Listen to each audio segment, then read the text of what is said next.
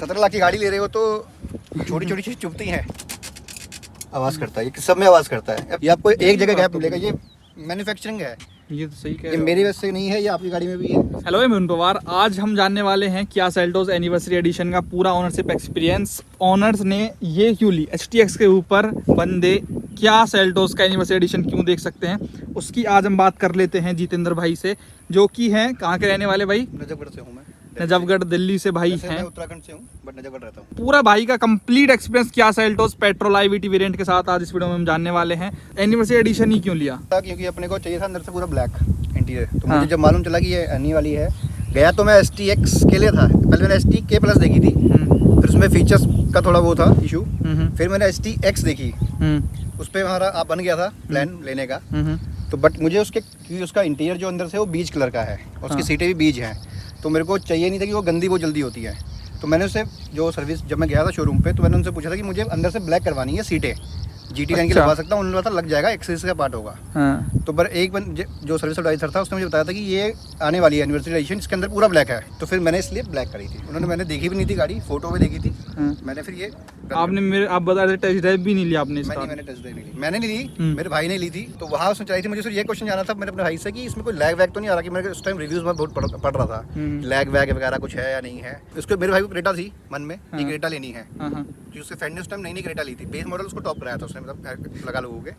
तो मुझे नहीं चाहिए, क्योंकि मुझे शक्ल ही पसंद नहीं थी, क्रेटा की शक्ल पसंद नहीं लुक थी, ही पसंद नहीं थी मुझे उसकी लाइटें वाइटें मुझे पसंद नहीं। नीचे यहाँ से लाइटें MG में भी मुझे लाइटें यहाँ है, समझ नहीं आती मुझे लाइटें। सेम विद उसके साथ भी अपने साथ कौन सी अपनी ये जो टाटा की हैरियर आती है, अच्छा उसकी सी DRL वो अच्छी लगती है, ये पार्ट यहाँ पे लाइटें जमती नहीं है। तो दूसरी गाड़ियों में वो उसमें तो यहाँ पे इंडिकेटर दे रखे हैं, जो कि कोई यूज नहीं है यहाँ पे, ये दिखता नहीं है। कितने की पड़ गई थी भाई ये? मुझे पड़ी थी 1740 की ऑन रोड। 40,000 रुपए महंगी थी ना 40,000 STX से? महंगी थी STX। तो थोड़े बहुत चेंज है, फ्रंट बम्पर, पीछे का बम्पर, थोड़े ऑरेंज और अलॉय व्हील और ब्लैक इंटीरियर, तो वर्थ लगा कि आपके 40,000 रुपए? बाकी से अलग लगती है, तो मुझे लगता है कि बाकी मैंने, क्योंकि जब मैं उस पर जाता हूँ सर्विस सेंटर पे, जो नॉर्मल GT लाइन वाले भी आते हैं तो देखते हैं आके, अच्छा इसको देखते हैं, पीछे वाला बम्पर भी देखते हैं, ये पूछते हैं कि करवाया आपने? मैंने करवाया नहीं है, पहले से ही ऐसी है भाई। सही है कि अभी तक करोल बाग वालों को पता नहीं है इसके बारे में, वरना वो भी नया ला देंगे, इसको लॉन्च कर देंगे अपना।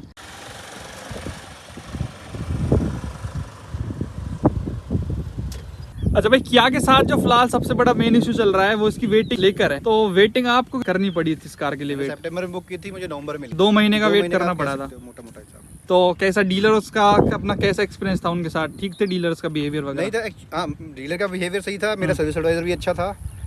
उसमें ये वेटिंग का मैं कंप्लेन नहीं कर सकता, कि मैंने गाड़ी वही चूज करी कि तब मुझे इस टाइम पे आ रही थी। क्यों आजकल बहुत बंदों को बहुत दिक्कत हो रही है, उनको मिलती ही नहीं है भाई। अभी भी 2-3 महीने की वेटिंग तो अभी भी चली रही है शायद। बाकी अगर आप बम्पर की बात करेंगे तो ये जो पार्ट है ना इसमें, ये वाला भी थोड़ा सा अलग मिलता है जो दूसरे वाले वेरिएंट्स आते हैं। और कहना चाहूँगा, मैंने ब्लैक इसलिए चूज किया था, एक तो जो वाइट गाड़ी आप ले लो या कोई भी ले लो, उसमें ये चीज़ ब्लैक ही मिलनी है। मैंने ब्लैक इसलिए था कि मुझे ब्लैक के साथ वो मैच है, क्योंकि इसमें आती नहीं है बॉडी कलर में, तो मुझे ये चाहिए ब्लैक में, इसलिए लिया था कि एक तो अलग ना लगे, अच्छा कि अच्छी नहीं लगती है, वो बेस मॉडल वाला फील ही आता है। अगर टॉप भी चला रहे हो, GT लाइन चला रहे हो, उसमें ब्लैक, यही वाइट गाड़ी में ब्लैक है तो माइंड सेट ही वैसा लगता है। बाकी एक चीज़ भाई, जो ब्लैक में फ़ायदा नहीं मिलता उसका ये है, अभी अगर आपकी कार की छत होती वाइट, उस पर जो सनरूफ है ब्लैक अलग से दिखती, आप दूर से आते अलग से दिखती, कितनी कमाल लगती है वो चीज़। लेकिन अब इसमें पूरा ब्लैक है तो वो चीज़ नहीं जमती भाई, यहाँ पे वो चीज़ ख़राब हो जाती है। ब्लैक कलर की छत हो जाओ, डुअल टोन में भी वो चीज़ एप्लीकेबल है वैसे, लेकिन जब आपकी कार की छत वाइट हो, और भाई अगर पेनोरामिक सनरूफ हो लगा लो या नॉर्मल सनरूफ भी, तो बहुत तगड़ी चीज़ वो लगती है भाई, जब दूर से आती है अलग से पता चलता है टॉप मॉडल बंदा चला रहा है। पहले कौन सी गाड़ी चला रहे थे आप इससे पहले? मैंने चलाई है i20 चलाई है, मैंने BMW भी चलाई है, मैंने ऑडी भी चलाई। मतलब जो रखी हैं जिनको आपने बहुत ज़्यादा चलाया हो प्राइमरी व्हीकल की तरह? जो प्राइमरी है मेरी i20 है। i20 से अपग्रेड करने के बाद इस पे कैसा मतलब फीलिंग आई, उससे क्या बेहतर लगा भाई इसमें? एक तो स्पेस है, स्पेस तो है ही, आराम से कंफर्टेबल, क्योंकि मैं रहता हूँ उत्तराखंड, मतलब गांव मेरा उत्तराखंड है, तो मैं ज़्यादा ट्रैवल करते रहते हैं, तो उसमें एक तो रोड भी ऐसी कि नीचे लगे, उसको देखना पड़ता है कि नीचे लग रही है।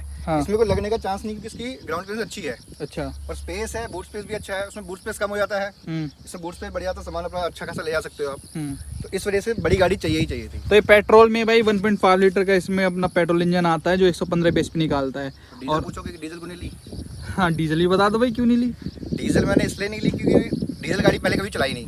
अच्छा, दूसरा ये था कि डीजल का मेरा इतना रनिंग भी नहीं है, और तीसरी ये थी इसकी सर्विस कॉस्ट भी ज़्यादा है डीजल में। अब मैं 1 लाख रुपए फालतू भी लगाऊंगा और सर्विस कॉस्ट भी दूंगा और मेरा उतना रनिंग नहीं है। दिल्ली में एक तो 10 साल ही चल सकती है। फीचर्स जो इसमें हैं ऑलरेडी जो दिए हुए हैं कंपनी ने, उससे मैं सेटिस्फाई हूँ। 2 चीज़ें हैं जो जिससे मैं नहीं हूँ। जैसे कि ये एम्बियंस लाइट जो दे दी, मूड लाइट जिसको बोलते हैं, उसका कोई यूज नहीं है। उसकी जगह पे अगर ये बटनों में लाइट दी होती तो ज्यादा अच्छा लगता। टॉप मॉडल में पावर विंडो की बात कर रहे हो ना आप? हाँ, ये जो बटन है पावर विंडो के, ये लाइट है, इनमें कोई लाइट जलती नहीं, सिर्फ एक जलती है ड्राइवर साइड और बाकी पता रात को फिर जलानी पड़ती है या देखना पड़ता है कि कौन सा बटन में क्या, कौन सा शीशा अप डाउन कर रहा हूँ, वो पता ही नहीं चलता है। साउंड मूड लैंप का आप बता रहे हो, वो रात में इतना दिखता नहीं होगा? ये दिखता है रात को तो पता चलता है कि हाँ लाइटें जल, लेकिन यूज नहीं है ना उस चीज का।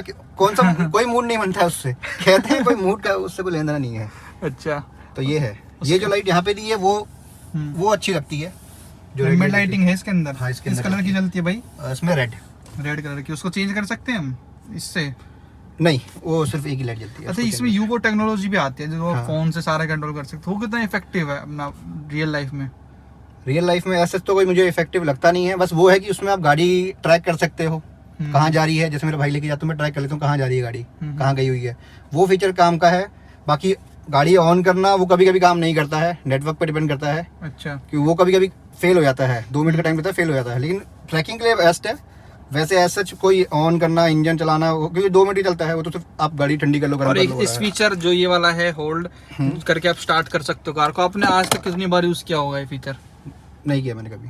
मतलब वैसे मजे में, मतलब कभी गाड़ी खड़ी ज्यादा दिन खड़ी है तो ऊपर से ऑन कर ली, थोड़ी देर इंजन रनिंग हो जाएगा, थोड़ा ऑयल वॉल्स हो जाएगा, स्प्लिट हो जाएगा, इसलिए बस कर ली। वैसा कोई यूज नहीं है। बस कोई उसके अलावा जैसे बंदे कोई यूज नहीं है। बंदे एसी चलाने के लिए यूज करते हैं। हाँ, आप वो तो दी इन्होंने इसलिए है ताकि आप मान लो अभी कहीं धूप में खड़ी गाड़ी, आप मीटिंग से आए हो, आपने ऑन करके 2 मिनट के लिए गाड़ी ऑन कर ली तो ठंडा हो जाता है, उसके लिए सही है।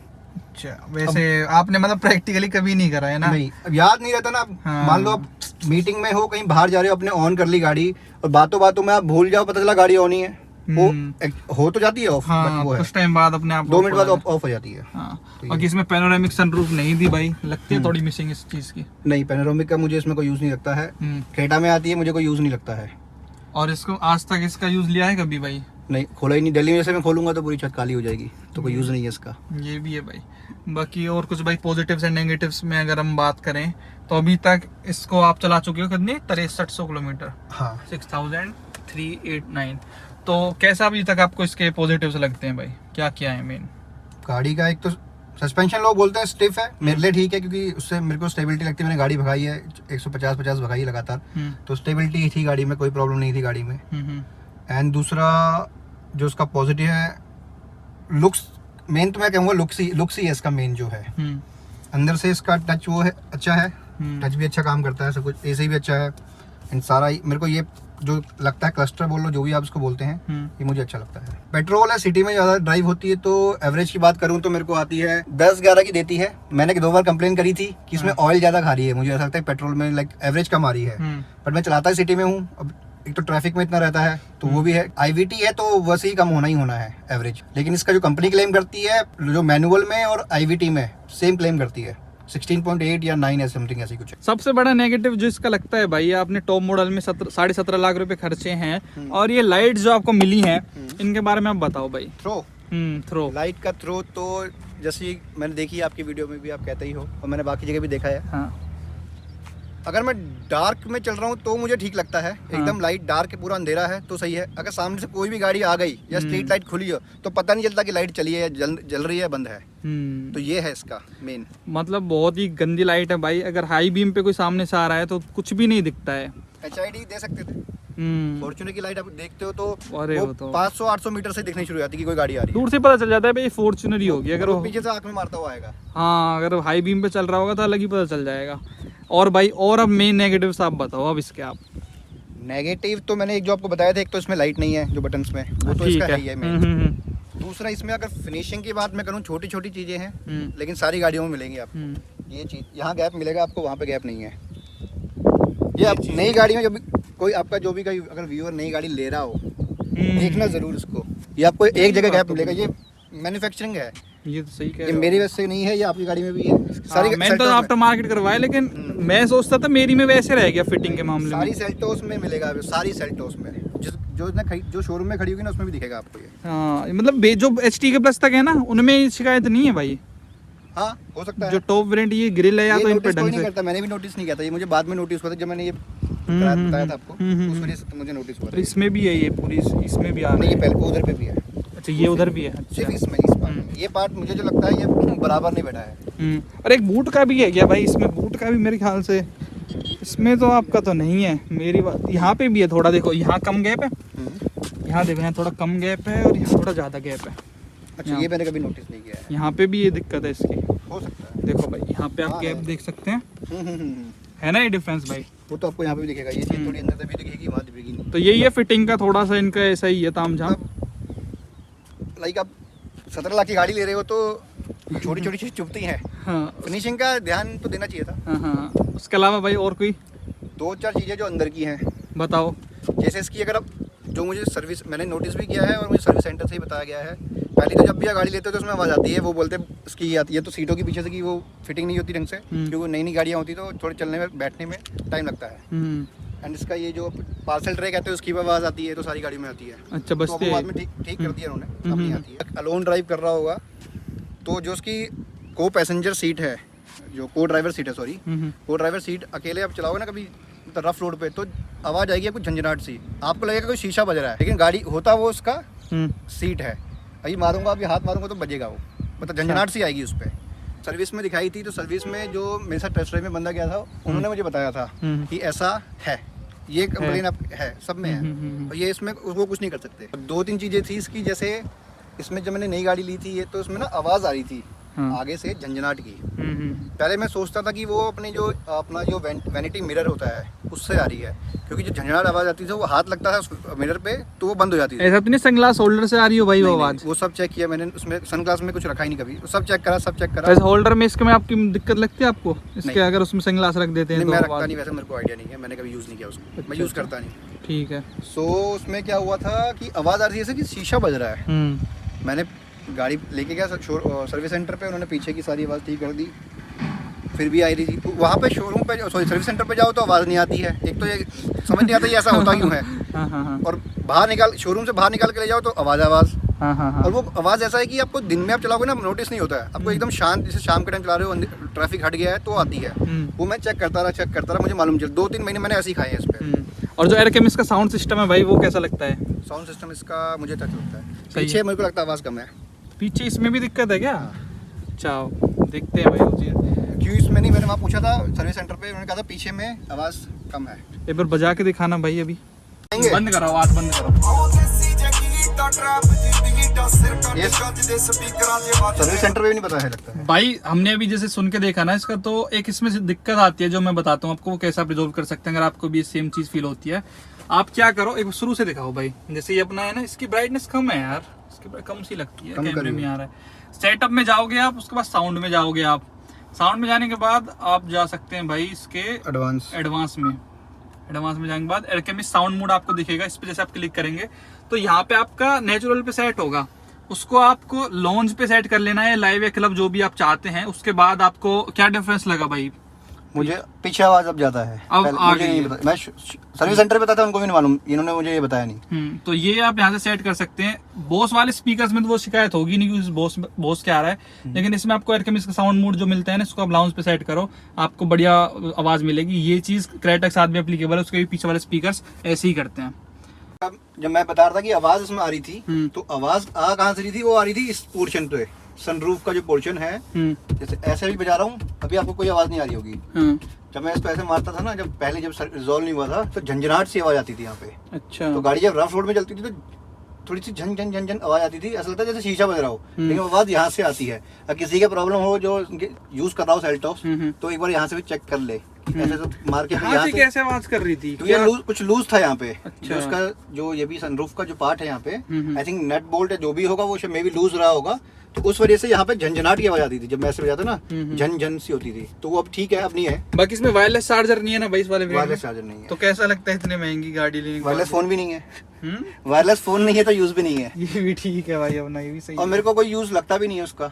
स्लो चार्जर है वो, काफी स्लो। हाँ, मेरे इससे आराम से चार्ज होता है ये यूएसबी से, जो भी इसका तो भाई अभी तक फुल सेटिस्फाइड आप कार लेने के बाद? हाँ, बस थोड़े मोड़े हैं गिले शिकवे, जो वही बटन के छोटे मोटे जो बेसिक नीड है, अब कैसे तो बेसिक नीड कह सकते इग्नोर हो कर उसको। सकते हैं इन चीजों को, तो छोटी मोटी 70 लाख की गाड़ी में ये सब तो होना चाहिए था मेरे ख्याल हाँ, से, ये तो अच्छा। बेसिक नीड है। हाँ, बाकी अभी तक टॉप स्पीड क्या निकाल चुके हो आप इसकी? मैं 155। आज अपने डिसीजन के साथ 4-5 महीने के बाद कोई रिग्रेट? नहीं, ऐसा तो कुछ नहीं है, छोटा मोटा चेंज मैं बता देता हूँ। मेरे को सर्विस सेंटर में बताया था, अब मैं कंपेयर करूँ 2011 की गाड़ी किसी भी गाड़ी से, आप कुछ भी गाड़ी उठा लो, उनकी लाइक उस टाइम फीचर इतने नहीं हुआ करते थे, प्लास्टिक का यूज बहुत कम था, तो नॉइस भी बहुत कम था। अब गाड़ी आप देख लो तो आवाज करता है, ये सब में आवाज करता है। ये अब क्योंकि ये बम्प करते हैं ना, तो ये आवाज करता है। तो ये छोटी मोटी चीजें दिक्कतें रहेंगी, क्योंकि ये प्लास्टिक का यूज ज्यादा है, फीचर्स ज्यादा दे दिए हैं, तो इस वजह से ये है। पुरानी गाड़ी में फीचर नहीं होते थे, इतनी नॉइस भी नहीं होती थी। 2011 के मैं i20 की बात करूँ तो इतना नॉइस उसमें नहीं फील हुआ कभी जितना इसमें हुआ था, लेकिन थोड़ा दुख हुआ था। अब ठीक है, अब ठीक है। और जब अपना बेस आता है, डोर्स वाइब्रेट करते हैं इसके? किसी किसी गाने पे डिपेंड करता है, मुझे ऐसा लगता है। हाँ भाई, है ये बात भाई सही बोली, गानों पे भी डिपेंड करता है। गाने की आप कैसे डाउनलोड कर रहे हो, कितने kbps में वो गाना बज रहा है। किसी में आपको गाने की मतलब किसी में लगेगा कि गाने की लाइक आवाज बहुत अच्छी आ रही है, बेस बहुत अच्छा आ रहा है, किसी गाने में बेस भी नहीं आ रहा होगा। वो गाने में दिक्कत है, स्पीकर में कोई दिक्कत नहीं है। बाकी इन पे कभी चालान कटा? ये जो अपने चालान नहीं कटा, जयपुर गया था तो उन्होंने रोक लिया था, मतलब स्पीड का चालान कटा था मेरा। हाँ। तो उन्होंने बताया था कि इस पे भी चलाना है, इसको नीचे कर लो, फिर मैंने इसको नीचे किया था। आपने ये नहीं बोला कंपनी से आ रहा है? वो बोलते हैं, मैंने बोला कंपनी से आ रहा है, तो ऐसा कुछ उनको मतलब नहीं है उस चीज से। कंपनी से जो आप कवर नहीं कर सकते, आप नीचे कर लो। कंपनी आप गाड़ी आप सिटी में हो तो आप कर सकते हो, आपको नीचे करके चलना पड़ेगा। चंडीगढ़ जैसी शहरों में जाओगे तो आपको नीचे ही करके चलना पड़ेगा। चलो भाई, अब वाइड एट की बात कर लेते हैं। किसी को भी भाई ये लेना चाहिए क्या सेल्टोस का HTX वेरिएंट, जैसा एल्टोस का एनिवर्सरी एडिशन, आपके विचार तो से? मेरे ख्याल से जो अवेलेबल जितना है उतना ही, जो मुझे बताया गया था कि 6000 पीसी बन रहे हैं, बन रही है गाड़ी की। हाँ। मिल रही है गाड़ी में भी, सो लेना चाहिए। अगर आपको अलॉय ब्लैक चाहिए, आफ्टर मार्केट काम नहीं कराना, मुझे आफ्टर मार्केट काम कराना पसंद नहीं है, तो मैंने इसलिए, मेरे को ब्लैक मिल रहे थे तो इस वजह से मैंने ली थी। अब गाड़ी आप सोचोगे कि मैं भगाऊंगा, मेरे को रेस लगानी है, तो आपको कोई फायदा नहीं है गाड़ी लेके IVT, फिर आप डीजल ले लो। परफॉर्मेंस थोड़ा सा लो है ना, हाँ, उस अगर आपको कंपैरेटिवली। भगाने हैं तो मैनुअल ले लो, चाहे पेट्रोल में, अगर डीजल अलाउ नहीं करता है तो।